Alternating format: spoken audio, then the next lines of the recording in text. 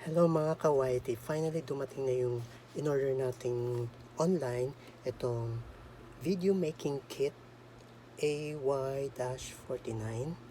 So medyo maganda siya kasi kararating lang. So samahan nyo akong i-unbox ito at tingnan natin kung ano ang nasa loob nito at paano siya i-assemble. Tara!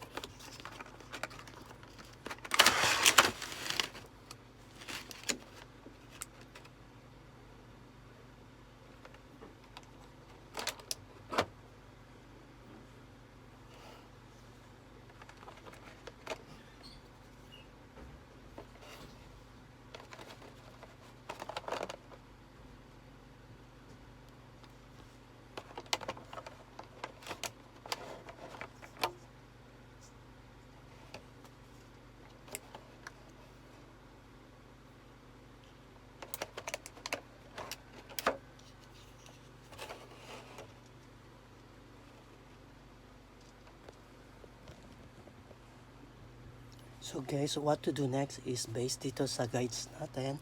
1, 2, 3, 4. Kabit na natin sila ngayon. So una, ito mo ng bottom. Notice mo dito merong pindutan yan para tumaas siya. Okay? So kunin natin yung pangalawa. Itong pangalawa, may butas, then may screw dito. Dito mo siya ipasok. Ikot mo lang hanggang sa humigpit, and then sa likod niyan, may higpitan para hindi siya maggalaw-galaw. Okay, so ito na yung lagyanan mo ng cellphone.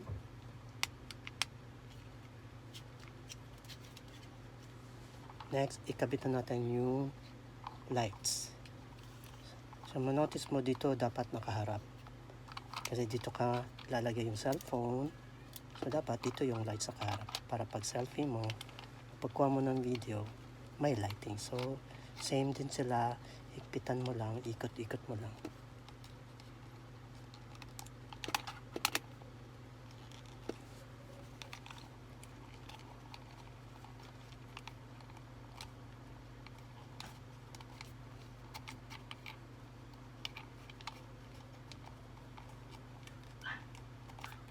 Yan, pag nahigpit mo na, next is ito ng microphone. So, para sila ng lagyanan sa likod. Meron din yung bilog. So, ganun din ang process. Kung saan ka may ilaw at saka saan ka magsasalita, dun mo isingit yung lagyanan ng microphone, and ikot-ikot mo lang din. Ayan, pag mahigpit na, pwede na. So, ganyan na yung pagkahawak mo. Then since na-assemble na natin, i-test muna natin kung matibay pa talaga yung higpit ng mga screws. So testin natin yung ilaw niya kung kagana. Okay. Okay, up to 3. And then dito kasi natin ilalagay yung cellphone dito sa portion na to. And then by the way guys, ito pa lang sa bottom niya, pwede pala siyang i-rotate ganyan para free hand siya. Para pwede mo siyang ilagay, ganyan. And then, kung maglalakad ka, tupi mo lang, para ganyan ka lang, hawak-hawak ka lang.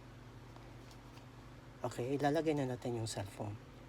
Okay, ang gagawin natin ngayon, ikakabit na natin yung cellphone. Next, ikabit naman natin yung wirings. Dito sa wirings, merong kabitan dyan sa may mic. Yun siya ikabit sa likod. Then, yung isa dun sa cellphone mo na ikabit. So next, ang gagawin natin ngayon ay gamitin yung remote control. Dapat naka-on na siya para i-connect natin sa cellphone yung Bluetooth. So search it.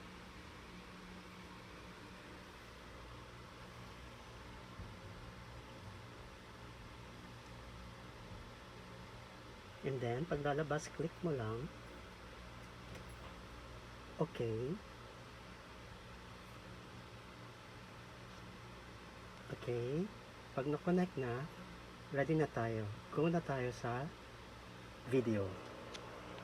Next, Mag-sample na tayo ng magkuha ng video. Pero before that, i-on muna natin yung lights. Okay, so mag-sample na tayo ng video. Using the remote control, yung baba, ito yung on.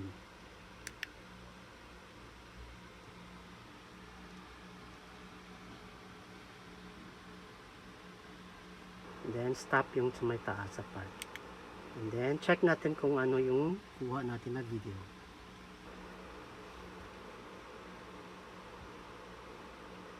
Okay, so malinaw na malinaw yung kuha ng video. Okay, punta naman tayo sa pagkuha ng photo. So, same application using the remote control. So, i-click lang natin pag kukuha tayo ng video. Ay, ng photo. Ayan, ganyan lang.